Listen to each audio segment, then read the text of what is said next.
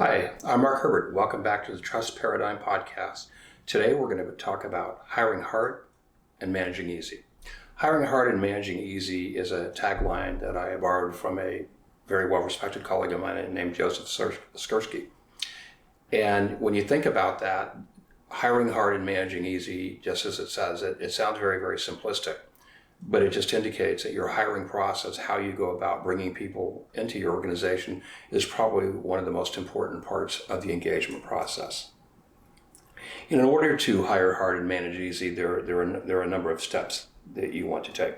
One of the first steps that you need to take is, in order to hire hard and manage easy, you need to embrace a stakeholder mentality versus a shareholder mentality.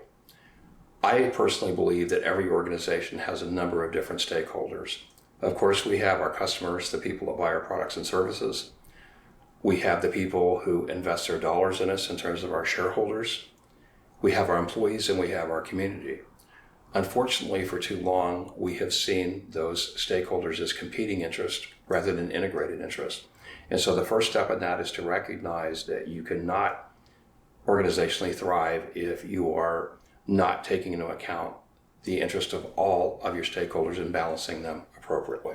The next thing that you need to be prepared to do if you are going to hire hard and manage easy is you need to be prepared to make a systemic and systematic culture change. Culture eats strategy every time.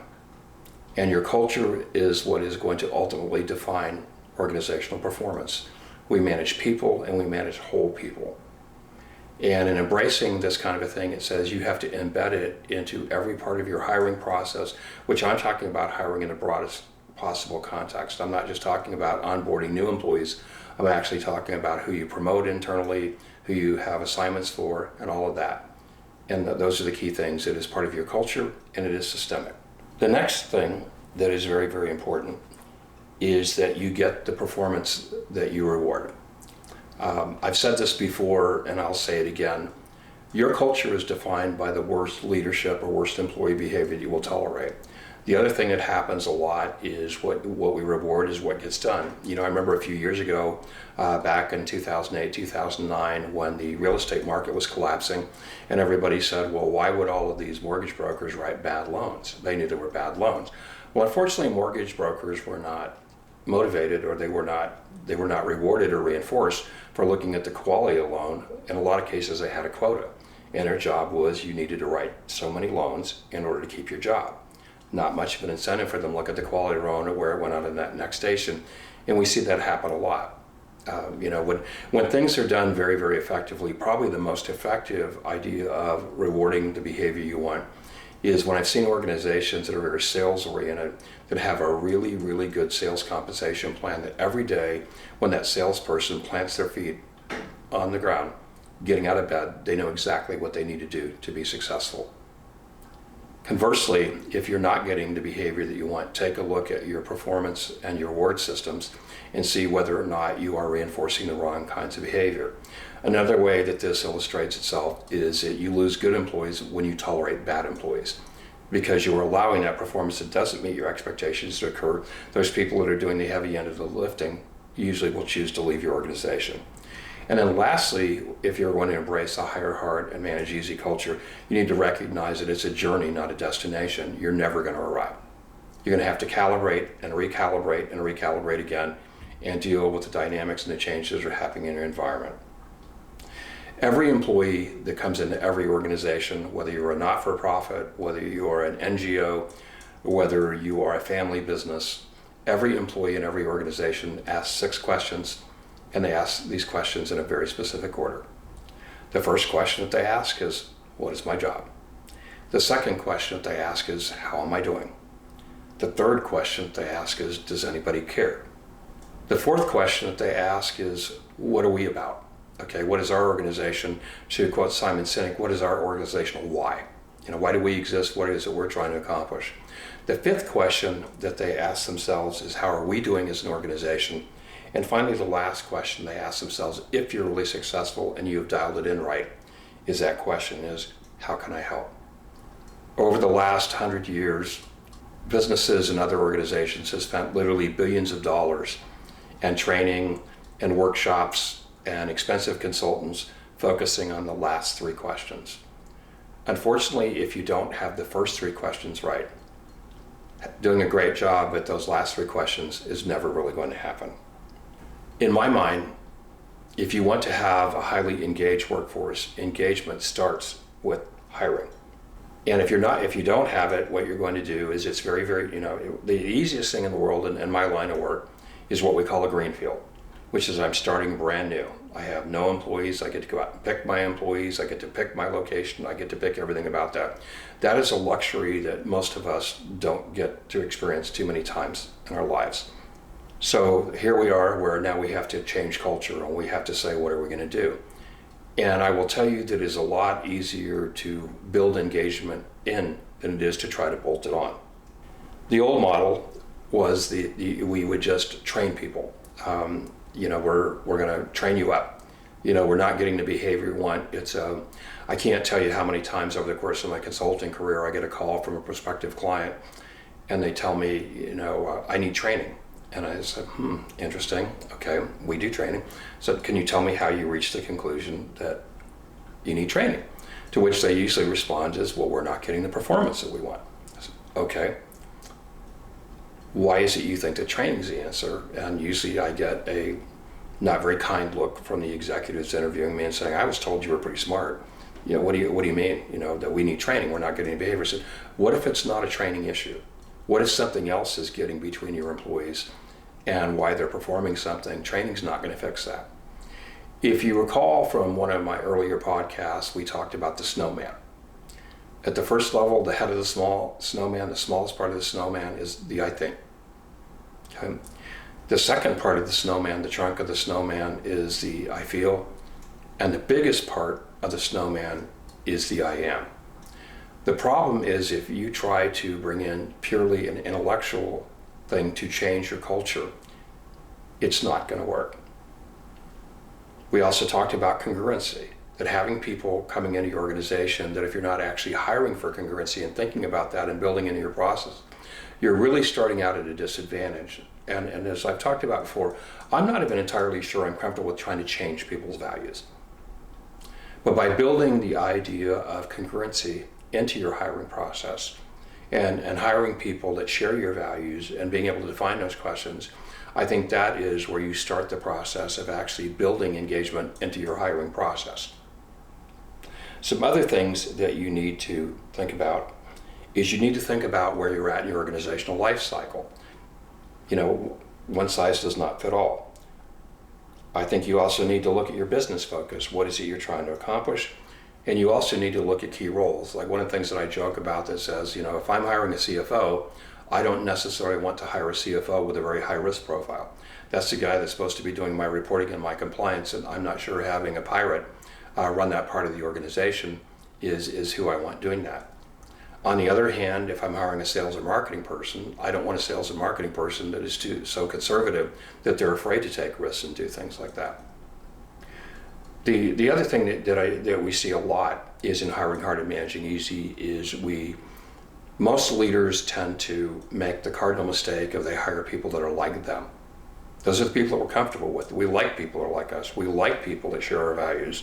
We like people that look like we do. The unfortunate part of that is when you build an organization around that profile, you may be building strengths into it, but you're also replicating the weaknesses, because every leader, every strength has a shadow side. And so you need organizations that are diverse, not just in terms of ethnicity and gender and all those other things. You need people who, while they share your values, they're diverse in terms of their approach. And by building that in the process, there's a much greater likelihood you're going to be elastic and you're going to be flexible and you're going to be able to be prepared to deal with change. So, 3 primary styles to think about where you're at in your evolution is to think about the idea of, do you need a thinker? Do you need somebody who is going to come in here and be very, very analytical? Do you need a builder? Somebody who's going to come in and take that platform, that intellectual model, and build on it and build it out. Do you need an improver? Somebody's going to come in and tweak it? Or do you need just a producer? And I'm not putting any spin on whether any of those roles are more valuable than the others. Quite frankly, a big part of it is where you're at in your organization. So I know that for me personally, I tend to fit in the thinker builder category. I know for me as a leader, as an executive, when I am in an organization that is doing very, very well, that everything is going very, very smoothly, for a lot of people that feels great. For me, it feels like the third level of hell. That is just not who I am. That's not what I do. I'm a wartime guy. That is where I do my best work, is in chaos and things like that. And so when I go into an organization or when I talk to clients, I'm like, I may or may not be what you need at this particular time. Think about that. So how do you do this hiring hard, managing easy? I want to leave you with these three things to think about. The first thing that I want you to think about, and in fact, we're going to talk about this in our next podcast, is your employment brand. And I want to be very, very clear that your employment brand is not the same as your marketing brand. The second thing that I want you to think about is I want you to think about your human resources strategy. Human resources is not an admin function. It is not a cost center. These are the people that in large part you are chartering with the task of bringing in and keeping the talent in your organization. And if you don't have an integrated human resources strategy that incorporates all of these elements, you're going to be at a disadvantage. The other thing is recognizing in your human resources strategy that whole stakeholder mentality. I've seen a lot of things out here where people are getting very, very enamored with technology. I'm going to install this applicant tracking system that's going to weed out all resumes and only spit out highly qualified people for you. Or I'm going to bring in a talent management system that's automatically going to tell you the right buttons to push for all of your employees and spit those things out. My experience in 45 years is it doesn't work. Those are tools and it can be part of the platform, but don't rely on that. And make sure that you have good HR people. I have not, in my 45-year career, worked or seen an organization that is a high-performing organization that did not have a very successful, very integrated human resources management strategy. The last thing that you need to have is you need to create a pipeline. Very interesting experience for me years ago as a young man working for a high technology company. And we, like every other high technology company in the country, had an appetite for people with computer science degrees and electrical engineering degrees. The unfortunate thing is we were competing with every other high tech in the country. And so what we learned is if you're out there trying to buy that talent, that's expensive, it's time consuming and rarely successful. Plan B is build your own pipeline, is take a look at what you're out and actually start to build that into your process and be a place that people come to, that people want to be with you, and be planning for the future in terms of thinking 3 or 4 years out. So be looking at what your leadership roles, what every critical role is in your organization, and be thinking, where's my pipeline? Okay, where's that person's replacement going to come from? And if I don't have the talent, I think that's especially important when we're dealing with diversity candidates, when we're dealing with people who have not been well represented. I remember early in my career, one of the things that we used to do as a screening criteria is, well, you can't be considered for a management job unless you have 3 to 5 years experience in this field. Typically, minorities and women didn't get those opportunities, so that was an automatic exclusion. That's how we addressed it, as building a pipeline. Hiring hard and managing easy means that you put the time in up front. One of the best things I ever saw is many, many years ago, 45 years ago, as an undergraduate, I had an opportunity to hear a presentation by then the president of an organization that we came to know as Sony. And when he contrasted the Japanese model to the American model, he said one of the interesting things with Americans is he said you're very, very invested, almost infatuated with gadgets and widgets. He said if you were to go out and spend $1 million on a piece of technology, you would put your best and brightest people in it, you would do exhaustive studies, you would run the numbers, you would do all of those things over and over and over again because you're going to spend $1 million and buy this piece of equipment. He said in Japan, where we look at people staying with us longer, we look at each person we hire as $1 million investment. And so we put that time, same time and energy into our hiring process as we put into acquiring a piece of technology. So that's the analogy I want to leave you with in terms of hiring hard and managing easy. The most important part of the recruiting process is not the onboarding, it isn't the flashy ads, it isn't the benefit package, it's thinking about all of those things that we talked about in terms of the attributes and totality and the congruency of the candidates that you are bringing into your organization. That's how you build a winning program. Next time on the Trust Paradigm Podcast, we're going to be talking about your employment brand. Thanks for listening, and I look forward to seeing you again.